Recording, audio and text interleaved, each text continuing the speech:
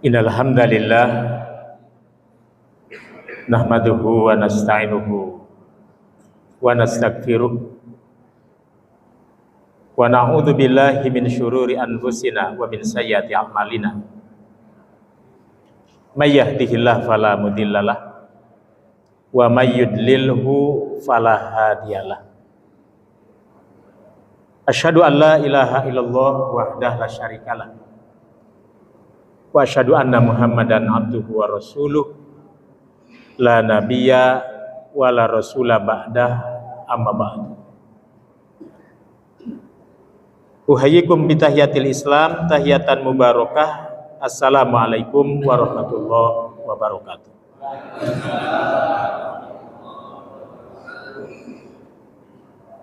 Ikhwani fiddin azakumullah. Alhamdulillah dengan izin dan kudrah Allah, sampai detik ini Allah masih perkenankan kita untuk bisa duduk bersama dalam rangka tafakuh fiddin di tengah-tengah guyuran rintik-rintik hujan. Walaupun sempat besar, namun sekarang rintik-rintik dan belum berhenti. Mudah-mudahan ini jadi rahmat bagi kita semua. Tidak lupa kita memohon doa dengan setulus-tulusnya untuk saudara-saudara kita yang ada jauh nun di sana, terutama di Sumatera, baik Sumatera Barat, Sumatera Utara, dan Aceh. Menyusul hari ini Kalimantan Selatan, besar juga. Sebelumnya Bandung Barat juga cukup besar. Dan satu hal lagi yang penting diketahui, tempat pemandian Guci Keramat di mana? Di Tegal ya. Jebol juga dengan pancuran 7-nya. Saudara-saudara, kemarin kita diundang diskusi sebentar dengan seorang pakar astronomi, sempat berbicara tentang cuaca yang kita kenal dengan istilah cuaca ekstrim atau cuaca kurang bersahabat. Mudah-mudahan kalimat ini hanya sebatas sebutan, sekedar memudahkan saja, bukan yang sesungguhnya. Kenapa? Karena Nabiullah Muhammad SAW melarang kita menisbatkan perkara-perkara buruk terhadap iklim, cuaca, angin. Tidak boleh. Fadilatul Syekh Muhammad bin Abdul Wahab At-Tamimi rahimahullah dalam risalah Kitabut Tauhidnya ada bab tersendiri yang menjelaskan tentang babu sabbid dahri, bab yang menjelaskan larangan memaki cuaca, memaki angin, memaki iklim ya. Tapi mungkin BMKG kesulitan cari nama ya. Sebut saja cuaca ekstrim atau kurang bersahabat. Nah, ini agak lebih lembut nih, kurang bersahabat. Cuaca kurang bersahabat. Menurut Profesor Tono Saksono sebagai pembicara, memang tidak bisa dipungkiri Desember ini cuaca sedang hebat-hebatnya. Curah hujan sedang tinggi. Selain tingginya curah hujan, juga diiringi dengan badai tropis. Badai tropis. Bahasa BMKG-nya tipun. Kita menyebutnya sederhana topan. tipun. Ditulis dengan bahasa Latin atau apa ya? Caipun. Nah, kita menyebutnya topan. Diterjemahkan badai tropis. Ketika masuk persoalan kepada mengapa cuaca yang ekstrim itu kok lebih dahsyat, Allah fokuskan negeri ini di titik-titik tertentu. Nah, di titik-titik tertentu. Sumatera Barat, Sumatera Utara, Aceh. Sang profesor tidak menjawab. Itu bukan kuasa saya sebagai saintis. Saya hanya menjelaskan curah hujan sedang tinggi diiringi dengan badai tropis. Adapun kenapa badai tropis, curah hujan tinggi itu begitu terkonsolidasi, tertumpu pada titik-titik tertentu, ada apa dengan tempat-tempat tersebut? Kata beliau, itu bukan kuasa saya. Apakah ada hubungan pergeseran moral seseorang atau pergeseran moral sesuatu kelompok ataupun suatu kaum yang berkaitan dengan cuaca buruk? Nah, itu bukan kuasa saya, kata beliau. Saudara-saudara, kita mengambil hikmahnya. Hikmah yang bisa kita ambil adalah betapa Allah itu maha agung dengan segala kedahsyatannya. Walau tidak ada orang yang bisa mengaku atau berani mengaku akan kesalahannya. Kenapa banjir hebat bisa terjadi seperti itu? Ada apa? Mengapa sampai menghilangkan ratusan desa dan tidak kembali? Sampai-sampai Panglima Gerakan Aceh Merdeka yang kini sudah menjadi Gubernur Aceh menitikkan air mata ketika ditanya oleh Mbak Nana Najwa Shihab. Beliau menangis ketika ditanya, kenapa menangis? Mu'alim menjawab, saya menangis bukan karena bencananya. Kalau soal bencana, ya dulu juga pernah mengalami bencana hebat, tsunami. Dan kini terjadi lagi banjir bandang. Yang membuat saya menangis adalah rakyat saya kelaparan. Makin hari makin banyak orang yang wafat. Sementara ya, di ibu kota masih berdebat apakah ini bencana nasional atau bukan. Nah, tentu ini sangat mengiris dan sangat melukai hati saudara-saudara kita di sana. Nah, ini intermezzo saja. Ditambah begitu saudara-saudara kita yang lain di negeri jiran mencoba untuk perhatian terhadap sesama saudaranya. Saudara seiman, saudara sekaum, saudara serumpun. Mereka mencoba mengulurkan bantuan. Diterima dengan baik, dengan sangat riang, senang, bahagia masyarakat Aceh. Namun apa yang terjadi? Muncul komentar dari salah seorang elit kita bahwa bantuan itu tidak seberapa kalau dibandingkan dengan APBD yang kita punya. Nah, ini sangat menyakitkan lagi. Membuat negeri jiran tersinggung sampai-sampai dia mengatakan timbalan menteri harus sekolah lagi, katanya. Nah, coba itu.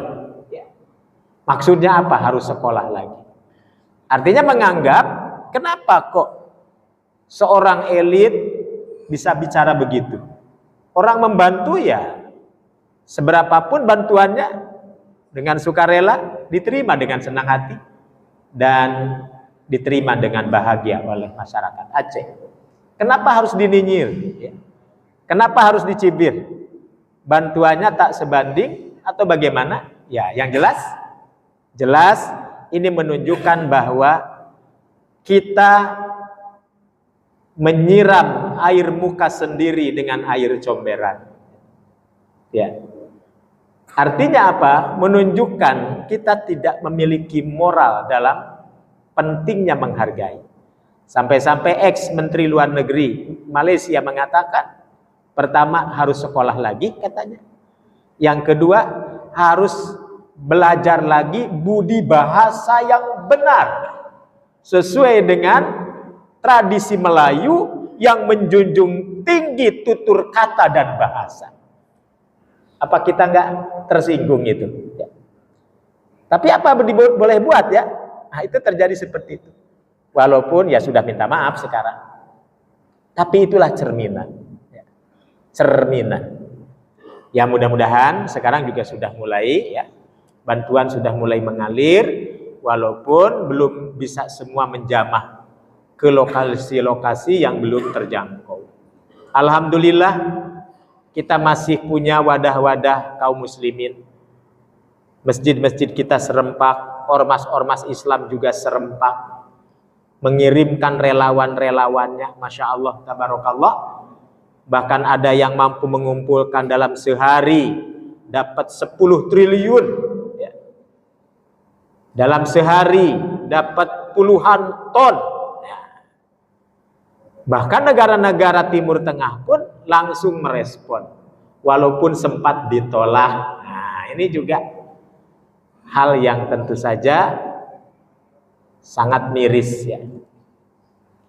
Sementara di luar sana, konon sudah menyatakan bahwa ini adalah bukan hanya bencana nasional malah, ya, lebih dari sekedar bencana nasional.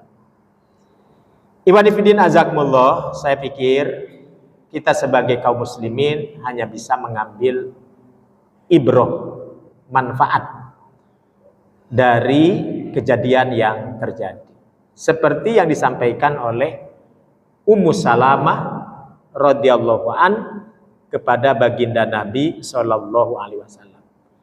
Ini ada hubungan dengan bahasan kita malam ini. Baginda Nabi sallallahu alaihi wasallam pernah menyatakan, idza doharotil ma'asi ala ummati ammahumullahu bi'adabin. Bila terjadi kedurhakaan, penyimpangan, kesemrawutan, kesewenang-wenangan terjadi pada umatku, maka tak segan-segan Allah akan menurunkan adabnya dari langit, kata Nabi. Lalu Ummu Salamah kaget dengan kalimat itu. Maka dia bertanya kepada Rasulullah, ya Rasulullah, fihim unasun solihun.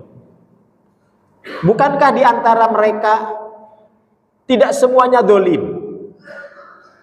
tidak semua ingkar, tidak semua melanggar? Masih banyak kok orang-orang soleh, orang ngaji banyak, orang sholat banyak. Kenapa hal itu terjadi? Lima tasna'u ulaik. Kenapa hal itu terjadi pada mereka? Faqala Rasulullah sallallahu alaihi wasallam, bagi mereka yang beriman, yang tidak berbuat dolim, akan bergeser menjadi rahmat. Summa yusbirun, lalu mereka sabar. Selain sabar, yusbiruna ila magfiratin wa ridwan. Mereka sabar, mereka segera menuju magfirah Allah dan menuju keriduannya. Maka kita semua yakin, saudara-saudara kita seiman yang betul-betul dengan kerelaannya, tulus ikhlas dengan musibah ini, kehilangan segala-galanya, mereka syahid di mata Allah. Ini yang disebut baginda Nabi, syuhada biduni qitalin. Syahid tanpa peperangan. Ini ada hadisnya. Ada beberapa orang, beberapa kaum yang dikatakan oleh Nabi syuhada biduni qitalin, mati syahid tanpa peperangan. Salah satunya siapa? Seorang ibu yang bekerja keras, konsentrasi penuh, mengeluarkan bayinya dari alam rahim sampai brojol ke alam dunia, dia tidak tahan, lalu wafat.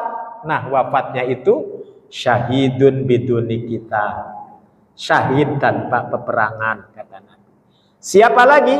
Al-mugrik, orang yang tenggelam.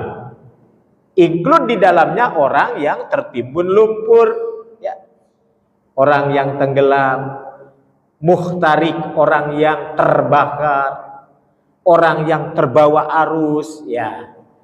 Mereka adalah syuhada biduni kita. Kalau mereka menghadapinya dengan sepenuh ketulusan. Maka Nabi mengatakan, inna idomal bala kama idomil jaja. Kama idomal jaja. Inna idomal bala kama idomal jaja. Beratnya balasan itu sangat sebanding dengan ujian. Jika Allah berkehendak menguji seseorang atau suatu kaum, maka Allah akan uji dengan sesuatu yang berat. Fa in ridho, jika ridho, falahur ridho, maka Allah ridho. Wa in sakhito, wa in sahuto, wa in sakhoto, kalaupun dia tidak ridho, maka Allah pun tidak ridho. Ya, tentu saja ini adalah rekam jejak, rekam ulang apa yang disampaikan Nabi 1500 tahun silam. Apabila saudara-saudara kita terjadi bencana, maka ucapkan untuk mereka, innalillahi wa inna ilaihi raji'un, Allahumma ajirhum bi musibatihim wakhluf khairon minha.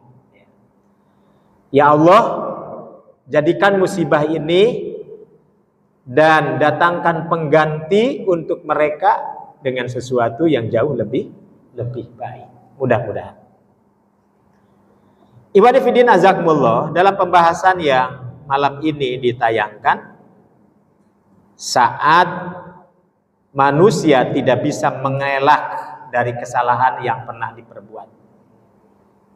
Allah Rabbuna Tabaraka wa Ta'ala mencantumkan dalam 3 ayat pada suratul Qiyamah. Apa kata Allah? A'udzubillahi minasyaitonir rajim. Yunabba'ul insanu yawma idin bima qaddama wa akhar. Balil insanu ala nafsihi basirah walau alqa ma'adhirah. Sebelum kita disidang nanti oleh Allah di yaumul akhir, di alam akhir, maka kita sekarang perlu melakukan apa yang disebut para ulama at-ta'amul ma'an nafs. At-ta'amul ma'an nafs. Apa maknanya at-ta'amul ma'an nafs? Belajar berinteraksi dengan diri sendiri. Berinteraksi dengan diri sendiri. Artinya apa? Kita sering mendengar, kalau urusan di dunia, sejahat apapun perilaku orang, orang masih bisa berargumen. Seburuk apapun orang berbuat jahat, dia masih bisa berkelah. Tetapi nanti dalam pengadilan alam akhir, semua tidak ada yang bisa mengelak, walaupun sejuta hujah, sejuta alasan kita persiapkan. Nah ini sama ya. Bagaimana cara Allah menunjukkan hujahnya kepada manusia? Ada istilah dalam bahasa Arab, mahma tubtinu tudhirhul ayyam. Mahma tubtin tudhirhul ayyam. Sepandai-pandainya menyembunyikan, maka pada akhirnya ketahuan juga. Suatu saat terbongkar juga. Nah, mungkin pelaku tidak mengaku. Terjadinya pelanggaran, pembabatan hutan liar, ya. kemudian berubahnya peran hutan menjadi perkebunan, bukan hektaran, tapi ribuan hektar, yang membuat air tidak bisa tersanggah lagi. Kenapa? Karena memang hutannya sudah tidak bisa menahan debit air yang begitu besar. Selain curah hujannya tinggi, angin topannya luar biasa, ditambah hutan sudah tidak bisa lagi menahan air. Maka yang terjadi adalah banjir bandang hebat. Satu hal yang sangat rahasia, ada nggak sebab yang lain dari itu? Konon para ahli kriminolog ya, para ahli sosiolog menyebutkan telah terjadi pergeseran dalam hal moralitas bangsa. Ya, terjadi pergeseran dalam hal moralitas bangsa. Bayangkan, siapa yang menyangka negeri yang banyak melahirkan ribuan tokoh, orang-orang bijak, para negarawan, namun hidup di tengah-tengah mereka tingkatan LGBT-nya cukup tinggi. Ya. Nah, belum lagi judi online yang sudah merusak generasi anak cucu kita. Ya, saya pikir bukan hanya di Sumatera ya, mungkin di sekitar kita pun ya hebat, dahsyat ya. Ya, hampir seluruh negeri. Ditambah lagi dengan perilaku-perilaku elit yang memaksakan kehendak, yang seolah-olah itu bukan perbuatan dosa. Apa itu? Memiliki gagasan-gagasan yang sangat bertentangan dengan akidah. Bagi agama tertentu ya silahkan saja. Kalau 25 Desember itu diyakini menurut konsili itu merupakan lahirnya Kristus, ya itu urusan mereka. Walaupun pandangan mereka pun satu sama lain berbeda pendapat. Kenapa ada elit muslim yang begitu ngotot seolah-olah bahwa itu menjadi jembatan dalam rangka mewujudkan toleransi yang pada akhirnya kebablasan? Apakah ini tidak mengundang murka Allah juga? Nah, jadi banyak hal yang dengan sengaja dipertontonkan kepada kaum muslim. Oleh karena itu saudara-saudara, Allah mengingatkan, yunabba'ul insanu yauma idzin bima qaddama wa akhir. Allah katakan pada hari itu diberitakan kepada manusia apa yang telah dikerjakannya dan apa yang dilalaikannya. Tidak ada yang tersisa, semua melaporkan apa yang terjadi pada dirinya. Yunabba'ul insanu yauma idzin. Di hari itu maka diberitakan kepada manusia oleh Allah apa yang telah dikerjakannya dan apa yang telah dilalaikan. Tentu tingkat apa yang sudah kita kerjakan satu sama lain kita berbeda ya. Sesuai dengan tugas masing-masing. Apa yang harus saya pertanggungjawabkan dengan apa yang bapak-bapak pertanggungjawabkan juga berbeda. Apa yang saya lalaikan dengan apa yang bapak-bapak lalaikan juga satu sama lain bisa berbeda-beda. Balil insanu ala nafsihi basyirah. Bahkan manusia itu menjadi saksi atas dirinya sendiri. Nah ini. Balil insanu ala nafsihi basyirah. Manusia itu diberikan oleh Allah dua kekuatan yang tidak diberikan kepada makhluk lain. Yang pertama al-babun dan yang kedua basirun. Al-bab adanya di otak, absorun, basirun adanya di di dada, di hati. Maka manusia yang mampu menggunakan akal pikirannya dengan sempurna, di mana kesempurnaan itu semakin dia berpikir, semakin lebih mendekat pada Allah. Nah, itu tingkat kesempurnaan yang dimaksud. Maka Al-Quran menyebutnya dengan ulul albab. Allah pun menjadikan manusia kekuatan perasaan yang sangat mendalam, kekuatan hati yang sangat mendalam, empati, simpati, dan lain sebagainya dari perbuatan hati. Semakin dalamnya hati, semakin dalamnya jiwa, semakin lebih merapatkan diri kepada Allah. Nah, itu disebut basyirah. Maka orang yang memiliki basyirah disebut ulul absar. Jadi ada ulul albab, ada ulul absar. Harapan kita termasuk ulul albab, juga ulul absar. Walaupun kita tidak merasa dan sangat menyadari bahwa pikiran kita belum terfokus benar untuk memikirkan agama Allah. Perasaan kita pun demikian, belum mendalami benar apa yang harus kita rasakan dari agama Allah. Ya. Tapi paling tidak, dengan majelis ilmu ini kita selalu diingatkan satu sama lain, sehingga kita bukan hanya bisa mengasah pikir, tapi mengasah perasaan yang mendalam. Sehingga wa ma yadzakkaru illa ulul albab, nah, itu ada pada diri kita. Atau fa'tabiru ya ulil absor.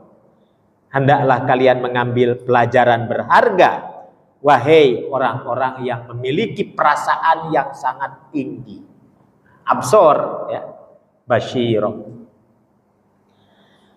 Oleh karena itu, saudara-saudara, ada pepatah Arab mengatakan, anta hujjatun ala nafsik. Anta hujjah ala nafsik. Bahwa kita ini menjadi hujah bagi diri kita sendiri. Kenapa kita menjadi hujah bagi diri kita sendiri? Karena tidak ada yang lebih paham terhadap apa yang terjadi pada jiwa kita melainkan diri kita sendiri. Memang ada benarnya kalimat yang menyebutkan man arrofa nafsahu faqad arrofa robbahu. Ini bukan hadis Nabi, tapi ini ucapan seorang pemikir terkenal, namanya Aristoteles, seorang filosof. Siapa yang merenungkan dirinya, maka dia akan mengetahui siapa yang menciptakannya. Konon ini adalah ucapan Aristoteles. Nah, sehingga kalimat ini menjadi populer di kitab-kitab para ulama, terutama bagi para penganut makrifat. Ya. Tingkatan yang paling tinggi, makom tertinggi dalam ilmu adalah makrifat, kata mereka. Bagaimana manusia bisa tahu dirinya, siapa dirinya, untuk apa Allah ciptakan dirinya, dan kepada siapa dia harus menyembah. Makin dia memikirkan dirinya makin tinggi untuk lebih merapat kepada Allah. Nah, itulah sejatinya manusia. Namun tentu saja ini tidak bisa kita katakan bahwa kalimat ini hadis Rasulullah Shallallahu Alaihi Wasallam. Karena memang bukan hadis, gitu ya. Tapi ada benarnya. Nah, namun demikian, yang menjadi problem manusia adalah bagaimana cara mengetahui Allah. Kata Imam As-Suyuti, cara mengetahui Allah adalah dengan cara merenungkan ciptaannya, termasuk diri kita. Karena itulah kenapa semesta disebut alam. Kenapa semesta disebut alam? Kita menyebutnya alam semesta. Kata Imam Jalaluddin As-Suyuti, dikatakan semesta itu alam. Alam itu artinya tanda-tanda. Dalam bahasa kita alamat. Nah, di mana alamatmu? Nah, itu artinya menanyakan tanda-tanda rumahmu di jalan apa, di gang mana, gang berapa, nomor berapa rumahnya, RT berapa. Nah, itu alamat.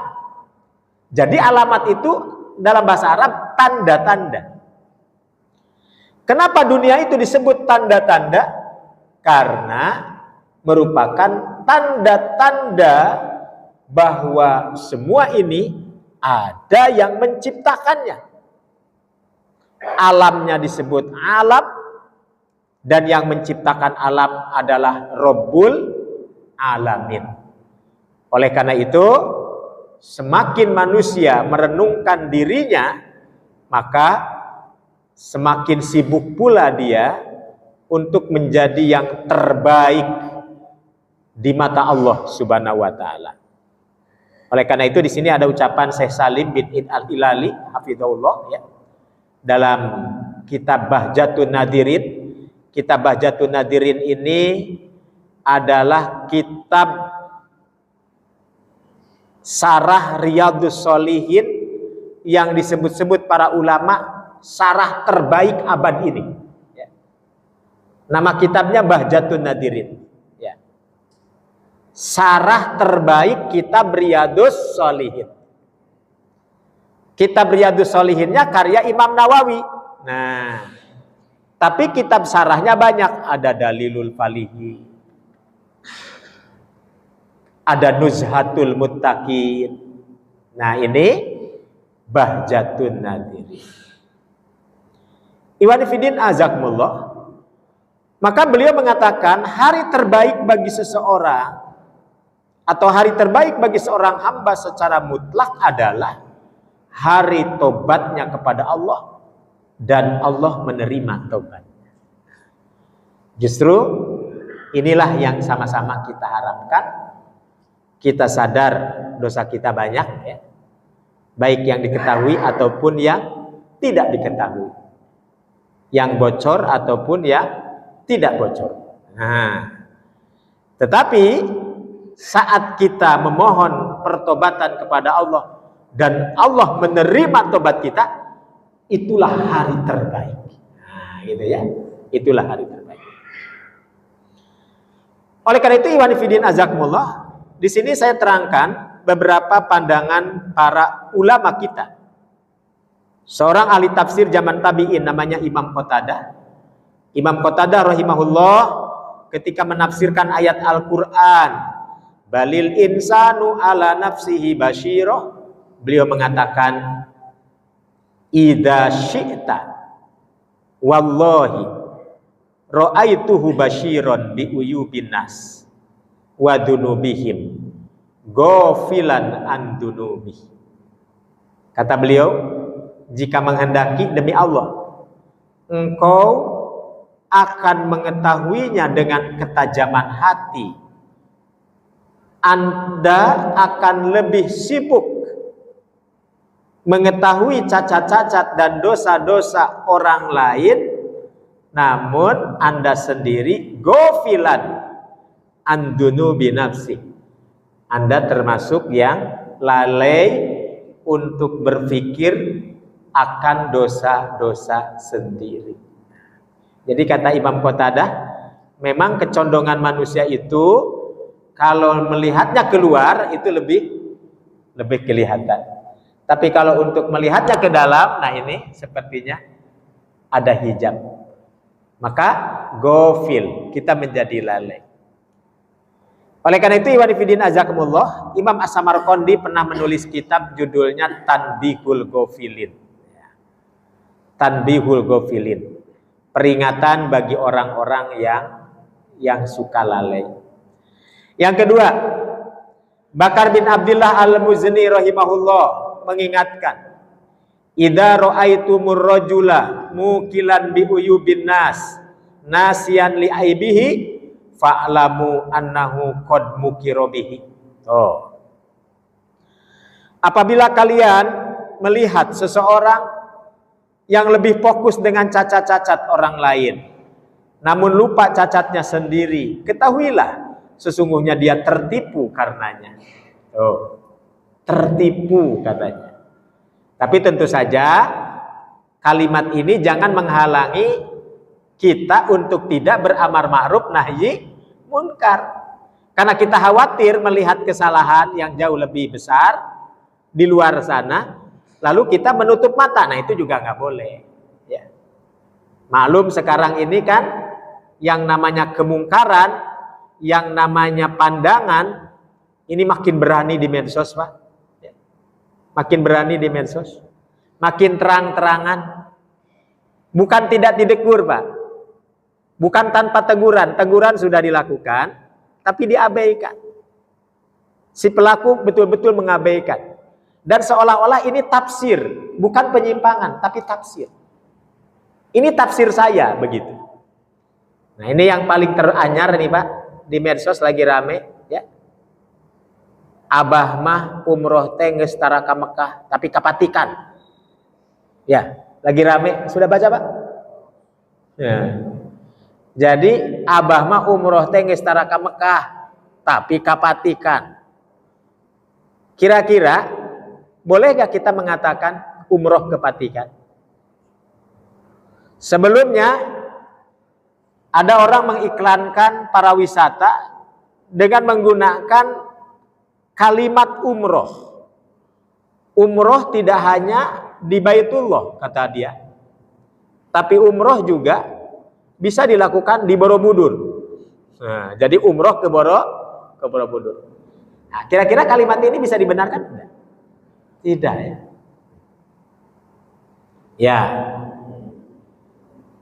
Ini yang lagi mencengangkan lagi.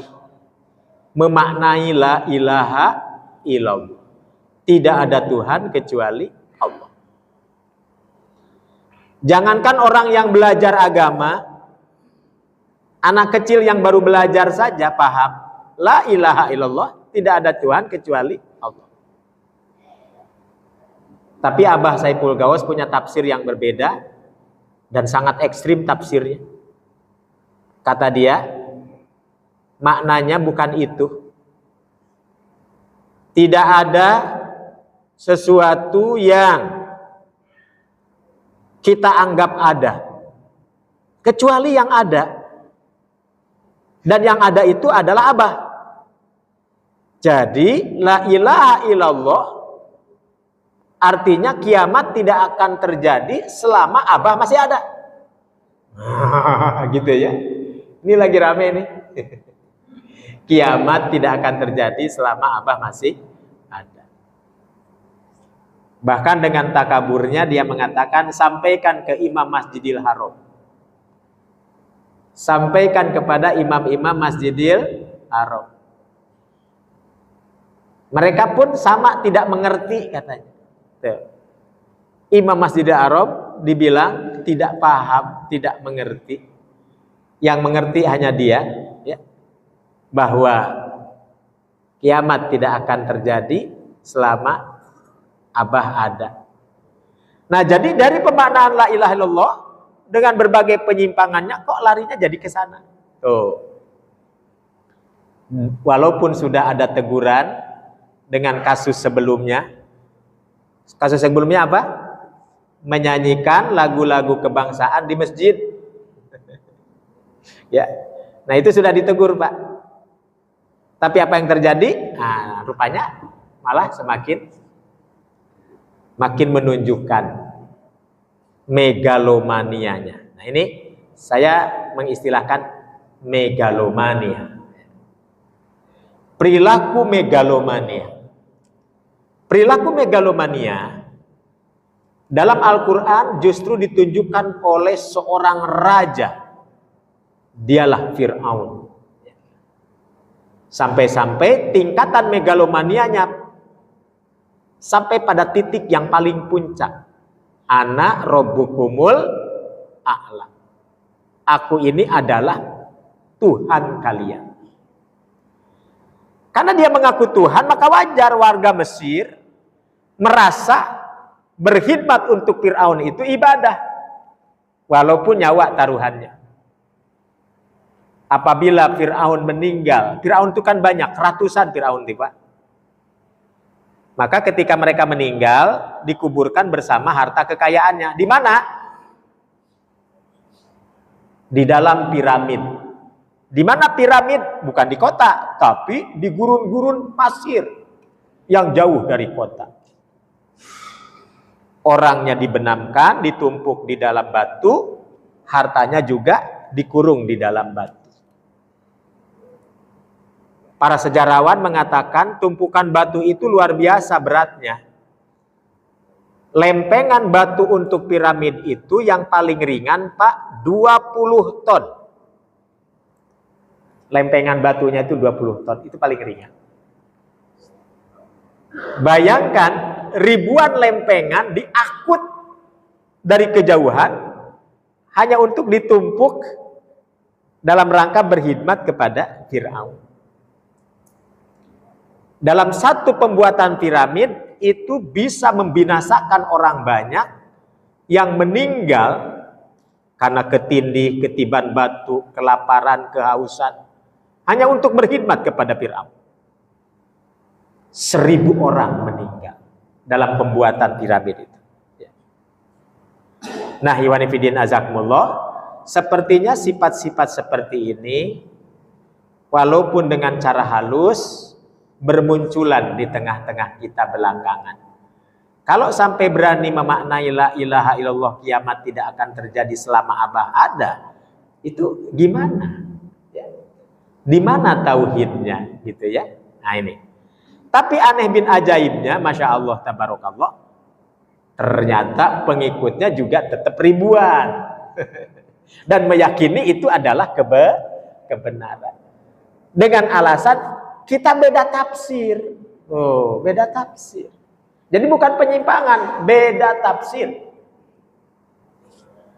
Ketika kita katakan ini bukan beda tafsir, penyimpangan. Kalau beda tafsir, tafsir yang mana yang dipakai?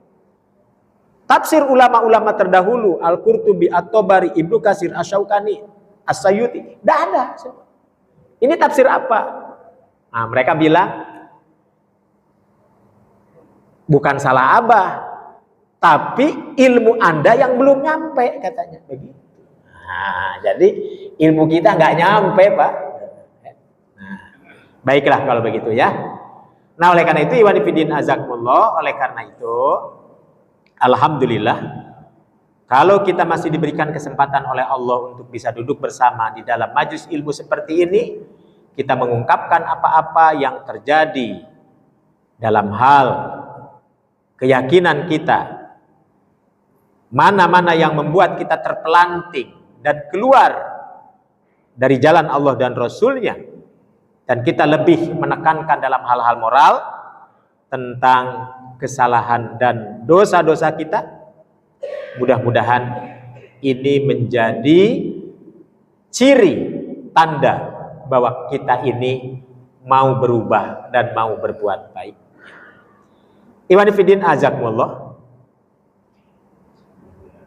Syekhul Islam Imam Ibnu Taimiyah dalam kitabnya As-Sarimul Maslul ya, Ala Satimi Rasul, beliau mengatakan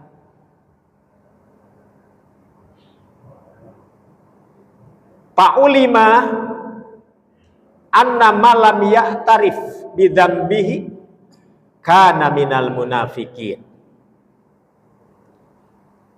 Ini sepertinya ada yang kurang ya. Fa'lam anna man lam ya'tarif bidzambihi kana minal munafikin. Maka diketahui siapa yang tidak mengakui dosa dalam dirinya berarti termasuk golongan munafikin. Oleh karena itu, kata Imam Ibnu Hazm, agar kita diringankan dosa kita oleh Allah dan kita sadar dosa kita banyak, maka mengakui lebih baik daripada menyembunyikan. Kata Imam Ibnu Hazm, daripada kita menyembunyikan, maka menyadari bahwa dosa kita banyak di hadapan Allah itu jauh lebih baik ketimbang kita menutup-nutupi kesalahan kita. Nah, jadi hadirkan dalam doa-doa kita bahwa kita ini memang berbuat sesuatu yang salah. Maka Allah Maha tahu dan dirinya Maha tahu terhadap apa yang dilakukan. Oleh karena itu di sini berlaku seperti yang disampaikan oleh Imam Ibnu Nuaim dalam kitabnya Hilyatul Auliya, anfa'us sidq antukirra lillahi bi uyubi nafsi. Teman yang paling baik adalah yang menguatkan dirimu kepada Allah untuk mengenal cacat-cacat dirimu. Berarti setiap di antara kita yang mengingatkan kesalahan kita, maka itulah teman terbaik kita. Istri kita yang terus-menerus mengingatkan kita akan kesalahan kita, berarti itu adalah teman yang terbaik.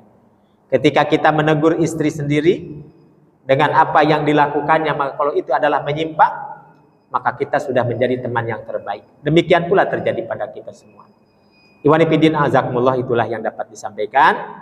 Mudah-mudahan bermanfaat. Aku qouli hada wa astaghfirullah li wa lakum. Wassalamualaikum warahmatullahi wabarakatuh.